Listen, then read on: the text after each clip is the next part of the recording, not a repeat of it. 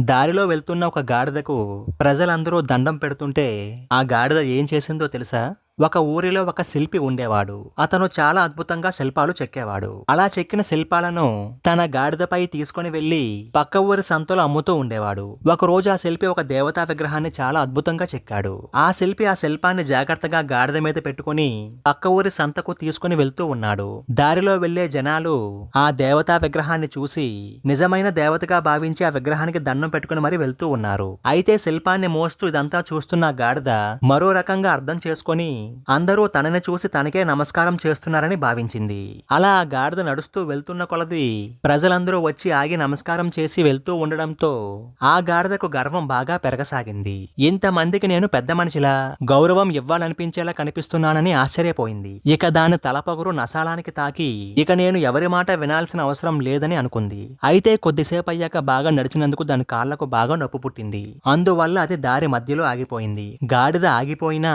దానిపైన ఉన్న దేవతా విగ్రహానికి ప్రజలు ఇంకా దండాలు పెడుతూనే పోతున్నారు. గాడిద ఎందుకు ఆగిపోయిందా అని ఆ గాడిదతో పాటు శిల్పాన్ని పట్టుకుని వస్తున్న శిల్పికి అర్థం కాక ఆ గాడిదను అదిలించాడు. ఎంత అదిలించినా అది కదలలేదు. ఇక చేసేది లేక ఆ శిల్పికి విసుగొచ్చి ఆ దేవతా విగ్రహాన్ని గాడిద పైనుండి తీసి తన తలపైన పెట్టుకుని ముందుకు సాగాడు. అలా వెళ్లిపోతున్న శిల్పిని చూసిన ఆ గాడిద ఆ శిల్పి పోతే పోయాడులే పోనీ అని అనుకుని గర్వంతో కళ్ళు మూసుకొని కూర్చుంది. కొద్దిసేపటి తర్వాత కళ్ళు తెరిచి చూస్తే ఒక్కరు కూడా తన దగ్గర లేరు. అందరూ ఆ శిల్పి వెనకాలే దండాలు పెట్టుకుంటూ వెళ్లిపోతూ ఉన్నారు. ఇంతలో గాడిద దారిలో అడ్డంగా కూర్చుందని ఒక అతను గాడిద వీపు పైన ఈడ్చి కర్రతో ఒక్క దెబ్బ కొట్టాడు. ఆ దెబ్బ గట్టిగా తగిలేసరికి ఆ గాడిదకు జ్ఞానోదయం అయింది. ఇంతసేపు అందరూ ఆ దేవతా విగ్రహానికి దండాలు పెడుతూ ఉంటే అనవసరంగా నాకే పెడుతున్నారని గొప్పగా ఊహించుకున్నాను. ఇంకాసేపు ఇక్కడే ఉంటే నా వీపు పగిలిపోయేలా ఉంది అని అనుకొని బుద్ధి తెచ్చుకొని తన యజమాని దగ్గరకు పరిగెత్తుకుంటూ వెళ్ళింది. మన సమాజంలో చాలా మంది ఇటువంటి గాడిద మనస్తత్వం కలిగిన వాళ్ళు చాలా మంది ఉన్నారు. గొప్పవారి పక్కన ఉన్నప్పుడు దక్కే గౌరవ మర్యాదలు శాశ్వతమని భావించి విర్రవీగడం అవివేకమని గుర్తించాలి. మరి మీరేమంటారు? అవునంటారా? కాదంటారా?